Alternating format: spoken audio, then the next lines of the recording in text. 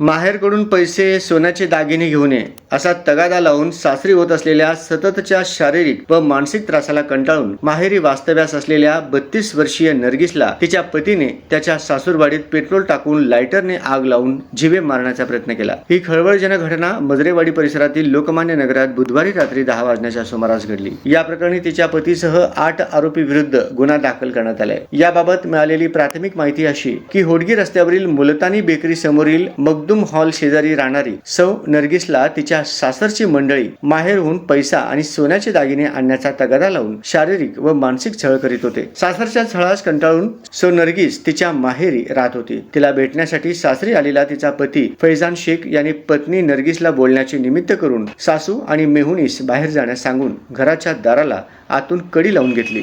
त्यावेळी फैजानने काही कळण्याच्या आतच कपड्या आड लपवून आणलेल्या बाटलीतील पेट्रोल तिच्या अंगावर ओतून लायटरने पेटवून देऊन पत्नी नर्गिसला जीवे मारण्याचा प्रयत्न केला। ही थरारक घटना बुधवारी रात्री घडली। या प्रकरणी दाखल फिर्यादीनुसार तिचा पती फैजान, सासरा जावेद, सासू शमशाद, दीर फुरखान, जाऊ उमेरा, नणंद आसिफा, तेहसीन आणि मौना सर्व राहणार मखदूम हॉल जवळ होडगी रोड सोलापूर या 8 आरोपींविरुद्ध गुन्हा दाखल करण्यात आलाय। विजापूर नाका पोलीस ठाण्याचे पोलीस निरीक्षक वराळे या गुन्ह्याचा अधिक तपास करत आहेत।